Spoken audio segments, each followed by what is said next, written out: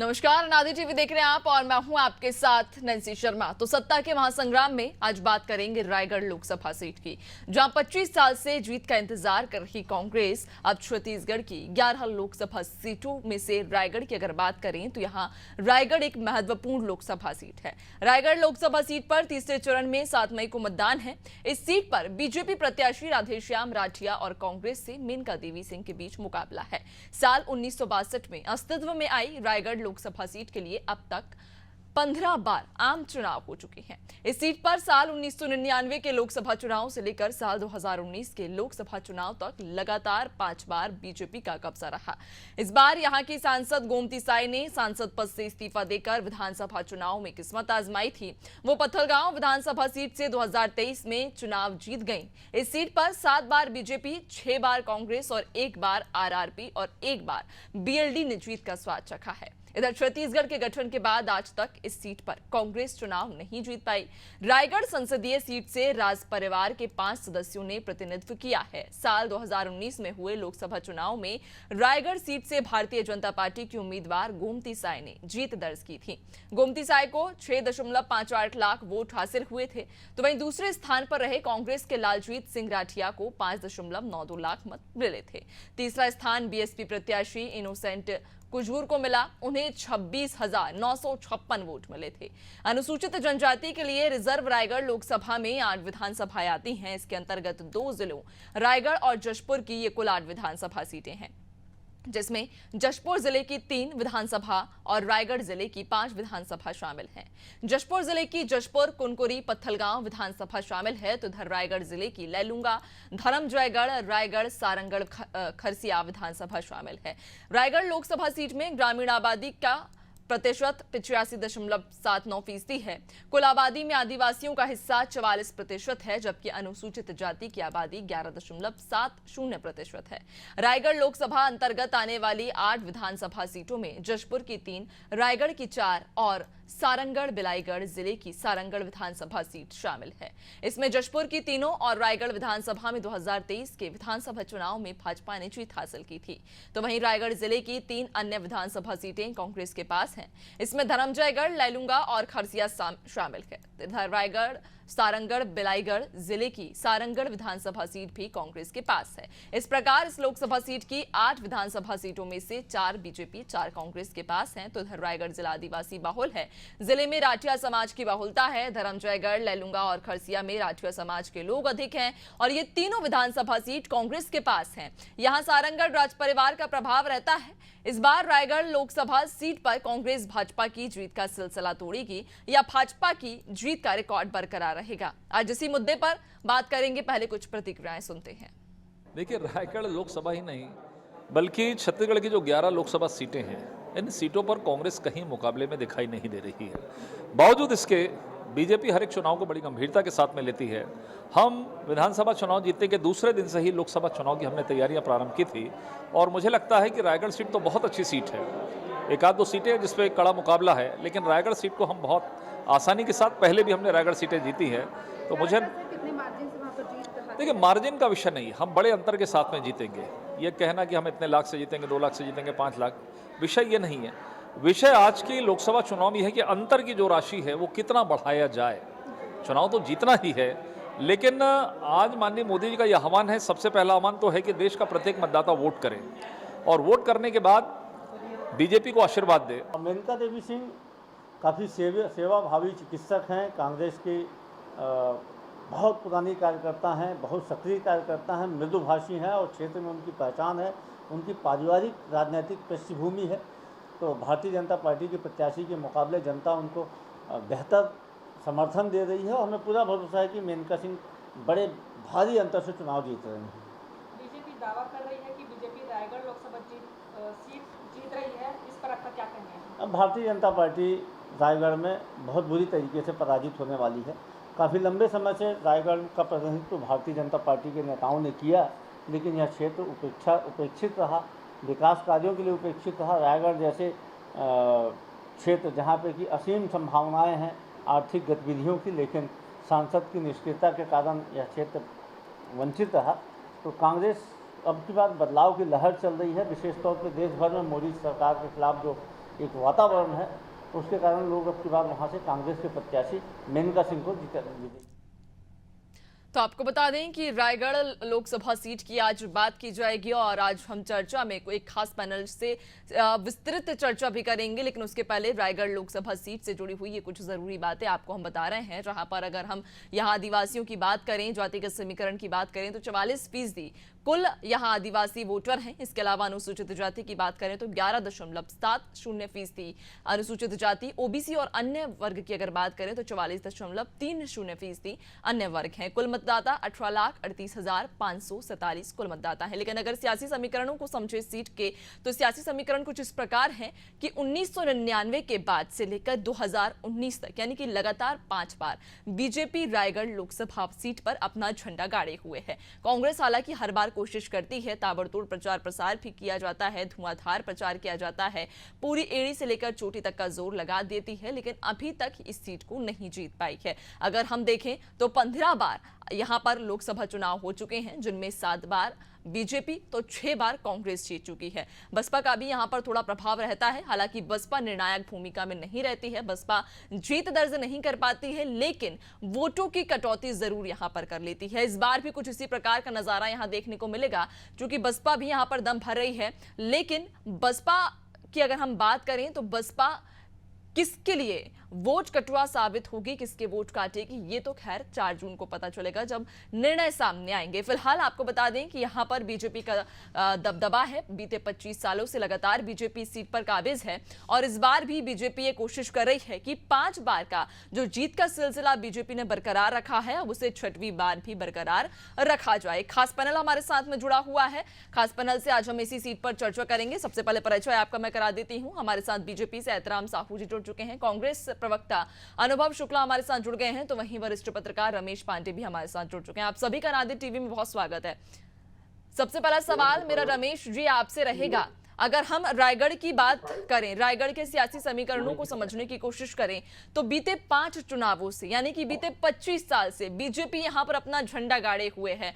कांग्रेस कोशिश करती है लेकिन अभी तक विफल ही साबित हो पा रही है। इस बार क्या समीकरण आपको बदले नजर आ रहे हैं? किस तरह के समीकरण रायगढ़ में आप देख रहे हैं?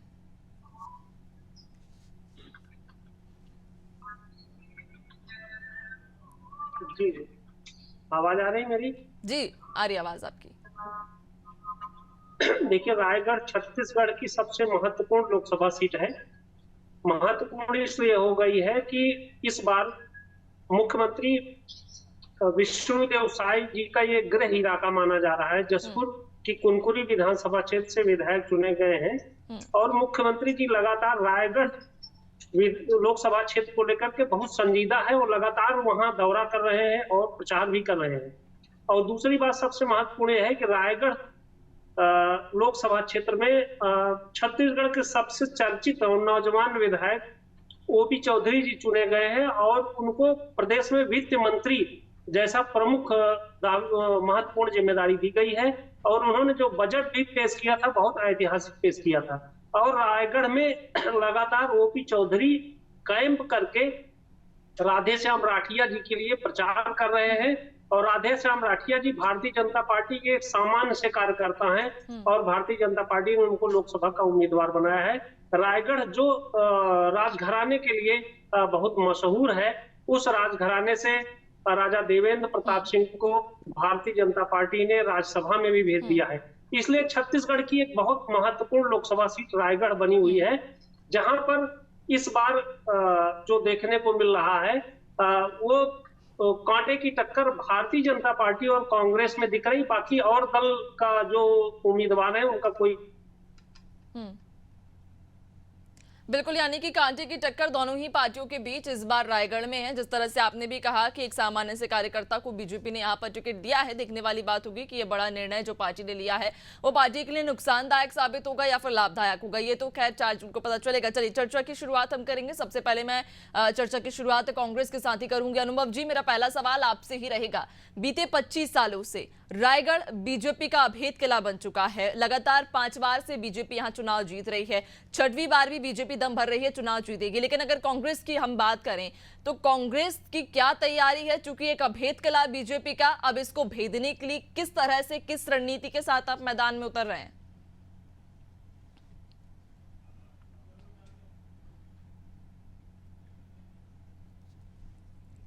फिलहाल संपर्क चलिए हमारा नहीं हो पा रहा है कांग्रेस से, उनसे एक बार फिर से हम संपर्क साधने की कोशिश करेंगे। आपको बता दें कि यहाँ पे पिछली बार गोमती साय चुनावी मैदान में थी, सांसद का उन्होंने चुनाव लड़ा था और भारी मार्जिन से उन्होंने जीत भी हासिल की थी।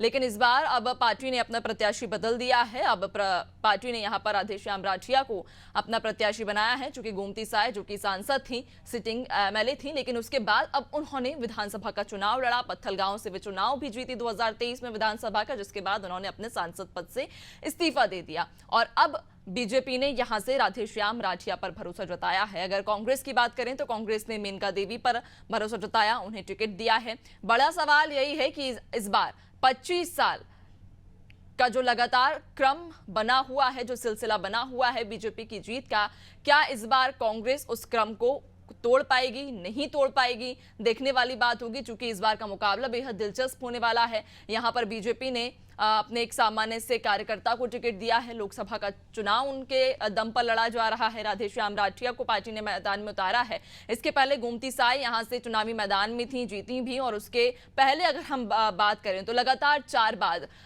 सीएम विष्णुदेव साय भी इस सीट से चुनाव लड़ चुके हैं और लगातार जीत बरकरार रखी हुई थी। और गोमती साय के बाद अब नया नाम सामने आया है छत्तीसगढ़ की सियासत में। राधेश्याम राठिया का ये नया नाम आया है। अब देखने वाली बात होगी कि क्या राधेश्याम राठिया बीजेपी की जीत को बरकरार रख पाएंगे या नहीं रख पाएंगे। इधर कांग्रेस की अगर हम बात करें तो कांग्रेस भी हालांकि दम भर रही है। मेनका गांधी का भी यह दावा है कि इस बार रायगढ़ को, यानी कि बीजेपी के इस अभेद किले को वो भेदने में कामयाब होंगी। और चलिए अब एक बार फिर से हमारे खास पैनल की ओर ही रुक करेंगे, बीजेपी की ओर। हम बीजेपी से सबसे पहला सवाल मेरा, एतराम साहू जी, आपसे मेरा सवाल रहेगा कि बीते 25 सालों से लगातार ये बीजेपी का गढ़ है। इसके पहले हमने देखा गोमती साय ने चुनाव लड़ा, वो भी जीती, और उसके पहले अगर देखें तो बीते 4 बार से विष्णुदेव साय खुद यहां से चुनाव लड़े, उन्होंने चुनाव जीता भी। लेकिन इस बार नया नाम आप लेकर आए हैं रायगढ़ से, इसके पीछे कोई खास वजह? आप सभी को मेरा नमस्कार। 1999 से भारतीय जनता पार्टी लगातार रायगढ़ लोकसभा सीट पर अपना परचम लहरा रही है और लगातार जनता भारतीय जनता पार्टी के सांसदों के किए हुए कार्यों का लगातार उनको इनाम दे रही है। उन्हें दोबारा निर्वाचित करके फिर से सांसद बना रही है। 4 बार हमारे यशस्वी मुख्यमंत्री जी वहां से सांसद रहे। उसके बाद नए चेहरे, पिछले समय नए चेहरे गोमती साय जी को वहां से टिकट दिया गया। गोमती साय जी को भी वहां की जनता ने भारतीय जनता पार्टी के कार्य और साय जी के कार्यों के कारण गोमती साय जी को भी उन्होंने सांसद चुनना स्वीकार किया और उन्होंने सांसद बनने का आशीर्वाद दिया और सांसद बना के भेजा। अब की बार गोमती साय जी वहां की विधायक है पत्थलगांव की। उन्होंने पत्थलगांव में विधानसभा चुनाव लड़ा, विधानसभा चुनाव विजयी हुई। इसलिए हमें नए कैंडिडेट को वहां देना था। राठिया जी बहुत ही योग्य कर्मठ कार्यकर्ता हैं, भारतीय जनता पार्टी के रीति नीति से चलने वाले हैं। जनता की सेवा लगातार 25 सालों से जनता की सेवा कर रहे हैं। बहुत योग्य उम्मीदवार भारतीय जनता पार्टी ने वहां उतारा है। और इस बार भी 1999 की से लगातार जिस प्रकार भारतीय जनता पार्टी को आशीर्वाद देते आ रहे हैं, वैसे आशीर्वाद मिला। उनके कई कारण हैं नैन्सी जी। मोदी जी के जो गारंटी है, मोदी जी की योजना, और 2014 से मोदी जी के जो कार्य हैं, चाहे ग्रामीण एरिया का हो, शहरी एरिया का हो, शिक्षा हो, स्वास्थ्य हो, रोजगार हो, कोई भी काम भारतीय जनता पार्टी के सांसदों द्वारा बहुत ही निर्विघ्न रूप से किया गया है। रायगढ़ क्षेत्र का विकास आज दिखता है। इसलिए लगातार रायगढ़ क्षेत्र की जनता भारतीय जनता पार्टी को आशीर्वाद दे रही है और इसका कोई विकल्प भी नहीं है कांग्रेस के पास। इस बार भी अच्छे मतों से राठिया जी चुनाव जीतेंगे। ठीक है, ठीक है, आपका दावा है कि इस बार भी भारी बहुमत के साथ रायगढ़ बीजेपी जीत रही है। ठीक है, कांग्रेस की तरफ से भी हम जवाब ले लेते हैं। हनुमव जी, आपकी ओर में आऊंगी। बीते 25 सालों से, जो मेरा पहले भी आपसे सवाल था कि 25 साल से लगातार बीजेपी यहां से जीत रही है, अभेद किला एक तरह से रायगढ़ बीजेपी का ये बन चुका है। लेकिन कांग्रेस अपने आप को कहां देख पाती है रायगढ़ में? कांग्रेस का क्या वर्चस्व है रायगढ़ में? इस बार की अगर बात करें तो कैसी तैयारी है आपकी, क्या रणनीति रहेगी? क्योंकि बीते 25 साल से तो रायगढ़ लगातार बीजेपी के पास जा रहा है। सबसे पहले तो आपको और आपके सभी सम्मानीय दर्शकों को मेरा सादर नमस्कार, साथ ही पैनलिस्ट को भी मेरा सादर प्रणाम। देखिए, बात बहुत सरल और सीधी है। आप जब अपनी चर्चा का शुरुआत कर रही थी तब आपने कहा था कि 6 बार कांग्रेस जीत चुकी है वहां पे। 1999 से जरूर वहां पे भारतीय जनता पार्टी की जीत हो रही है, लेकिन 1999 से पहले भी तो वो रायगढ़ सीट थी। तब क्या हो रहा था? तब वहां कांग्रेस की प्रतिनिधित्व करने का मौका मिला था। और अब इतने सालों से रायगढ़ की जनता धोखा खाने के बाद, जैसा कि अभी आपको भाजपा के प्रवक्ता इकराम साहू जी कह रहे थे कि माननीय मुख्यमंत्री जी उस क्षेत्र से आते हैं, हमारे वित्त मंत्री ओपी चौधरी जी वहां से आते हैं, वो आने के बावजूद भी वहां की जनता को क्या प्राप्त हुआ?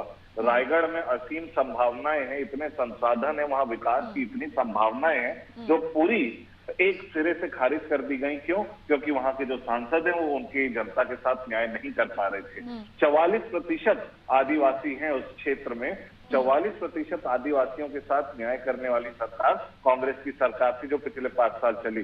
चाहे वनोपज संग्राहकों को तेंदुपत्ते का प्रति मानक बोरा न्यायपूर्ण 4000 रुपए दिलाना हो, चाहे एकल वन पट्टे और सामुदायिक वन पट्टों की बात करें तो 5 लाख एकल वन पट्टे, लगभग 50,000 सामुदायिक वन पट्टे दिए गए। आदिवासी पर सम्मान निधि के तहत प्रत्येक पंचायत में 10,000 रुपए दिए। ग्रामीण भूमिहीन कृषि मजदूर न्याय योजना के तहत पुजारी और बैगाओं को आदिवासी देवस्थल के लिए 7,000 रुपए दिए गए। ऐसे तमाम लोक कल्याणी कार्य, जैसे और अगर आपको गिनाना चाहूं तो वनोपज की खरीदी 6 से बढ़ा के 65 से ज्यादा 65-66 पहुंचाने वाली कांग्रेस की सरकार है। ये सारी योजनाएं जो हैं हमारी सरकार ने लाई हैं। इन्होंने आदिवासियों को क्या कहा? प्रधानमंत्री जी कहते थे कि मैं हवाई जहाज में बैठाऊंगा आदिवासियों को। हवाई जहाज छोड़िए, हवाई चप्पल, चरण पादुका योजना जो ये चलाते थे उसमें इस प्रकार का भ्रष्टाचार करते थे। ये एक चप्पल देते थे 7 नंबर, दूसरी 5 नंबर। ये सारी चीजें जनता इतने साल से देख चुकी है और अब त्राहिमाम करके वहां पे कांग्रेस की सरकार बनाने वाली, कांग्रेस की सांसद बनाने वाली है। सर मैं आपसे एक सवाल पूछना चाहूंगी। आप कह रहे हैं तमाम योजनाएं हमने चालू की, जब हमारी सरकार थी तब हमने जनता के हित में बहुत सारी योजनाएं चालू की थी, ठीक है, अच्छी बात है, लेकिन फिर क्या कारण था कि जनता ने स्वीकारा नहीं आपको? जनता ने बीजेपी को चुन लिया, क्या कारण इसके पीछे सर? विधानसभा चुनाव की बात कर रही है, मैं ऐसा मान रहा हूँ, है ना? जी जी।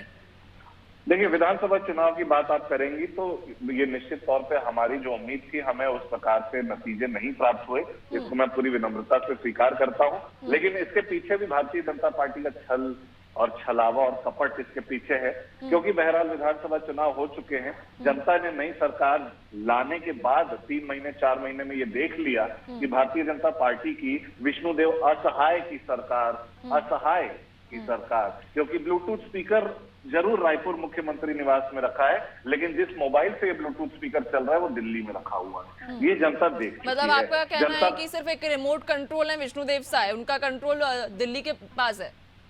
ये मैं नहीं कह रहा हूँ, ये जिस किसी के पास 2 आंखें हैं, 2 कान हैं, एक मुंह है और एक मन। ठीक है, बीजेपी की तरफ से जवाब ले लेते हैं। इकराम साहू जी, क्या कहेंगे आपकी? विष्णुदेव साय सिर्फ एक रिमोट कंट्रोल है, वो उनका रिमोट जो है, उनका जो कंट्रोलर है वो दिल्ली में है। देखिए, पूरा छत्तीसगढ़ इन 3-4 महीनों में ये मानने लगा है कि छत्तीसगढ़ में भारतीय जनता पार्टी की सरकार बनी है और साए चल रही है। साए मतलब नैन्सी जी बहुत स्पीड से चल रही है। हमने छत्तीसगढ़ की जनता से जो वादा किया था, इन 3 महीनों में अधिकांश वादे, चाहे महतारी वंदन की बात करें, किसानों को 2 साल बकाया बोनस की बात करें, 3100 रुपया की अंतर राशि की बात करें, 18 लाख आवास की बात करें, ये सारे 3 महीने के अंदर हमने पूरा कर दिया। और जितनी भी वादा है, कांग्रेस टाइप हम झूठ बोल के सत्ता में नहीं आए हैं। उन्होंने 36 वादे किए थे, आज भी उनके अधिकांश वादे आधा अधूरे रहे, इसीलिए छत्तीसगढ़ की जनता ने कांग्रेस को स्वीकार नहीं किया। अभी बात कर रहे थे आदिवासी की, आदिवासी समाज की बात तो कांग्रेस करते करते आदिवासियों को छलते छलते आ रही है। जब 12 आदिवासी समाज के जाति के त्रुटि के कारण वर्षों से उनकी लंबित था मामला, उस मामले में जब सदन में बात उठी तो कांग्रेस के सांसद सदन छोड़कर निकल गए। आदिवासी की क्या बात करेंगे? तेंदुपत्ता संग्रहण की बात कर रहे हैं। तेंदुपत्ता संग्रहण को हम 5500 रुपया देने की बात किए हैं और हम देंगे। और इन्होंने जब 4000 रुपया देने की बात किए थे तो तेंदुपत्ता संग्रहण की दिन कम कर दिए। जो तेंदुपत्ता के संग्राहक हैं, वो तेंदुपत्ता संग्रहण कर अपने घर में लाए, उस पत्ते को बेच नहीं पाए, उनको काफी नुकसान उठाना पड़ा। चरण पादुका की बात कर रहे थे हम, हवाई चप्पल और चरण पादुका की बात कर रहे थे। चरण पादुका उन आदिवासी बंधुओं को, तेंदुपत्ता संग्राहकों को इन्होंने नहीं दिया। इन्होंने हर वर्गों के साथ छल किया है, उसी का परिणाम विधानसभा मिला है। और ये तो हम अभेद गढ़ है, और भारतीय जनता पार्टी लगातार कार्य कर रही है। और मोदी जी की गारंटी में 2014 में जब मोदी जी प्रधानमंत्री बने, तो 2014 से ही उन्होंने जो काम शुरू किया, बेटी बचाओ बेटी बढ़ाओ, स्वच्छ भारत अभियान, पीएम मुद्रा, अटल पेंशन, इतनी योजनाएं गिनाते गिनाते हमारा समय निकल जाएगा नैन्सी जी। इन कार्यों के कारण ठीक है, केंद्र की बात नहीं कर रहे हैं सर, नहीं अहितराम जी केंद्र की बात नहीं कर रहे हैं, हम रायगढ़ की बात कर रहे हैं। आप रायगढ़ का बताइए, रायगढ़ में बीते 25 सालों में बीजेपी ने क्या क्या किया है, क्या विकास हुआ है?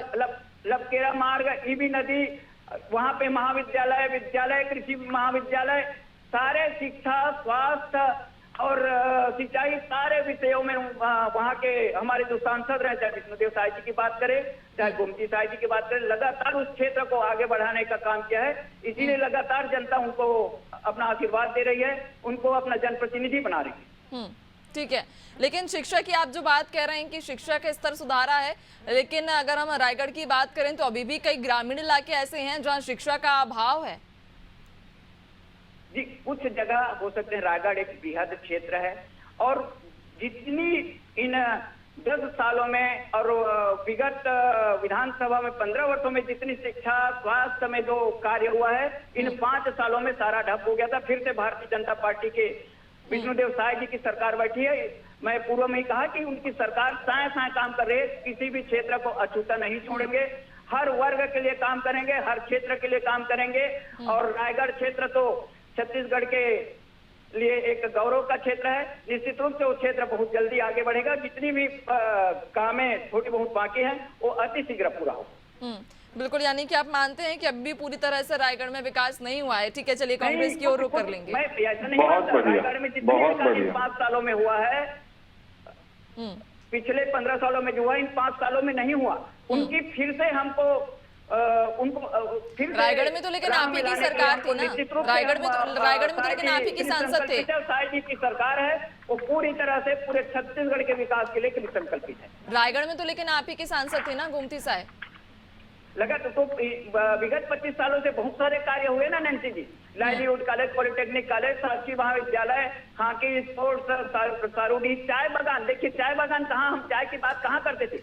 विष्णुदेव साय जी की ही मेहनत का फल है कि सारूडी चाय बागान जसपुर में हुआ है, इंडोर स्टेडियम हुआ है, सारे क्षेत्र में जितने भी ठीक है। अनुभव जी, आपसे मैं जवाब लेना चाहूंगी। आपने बात सुनी एहतराम साहू जी की, सारी आप बात सुन रहे थे, जवाब आपसे लेना चाहूंगी। जो जो विकास कार्य उन्होंने गिनाए हैं, क्या वो वाकई धरातल पर उतरे हैं? आप सहमत हैं?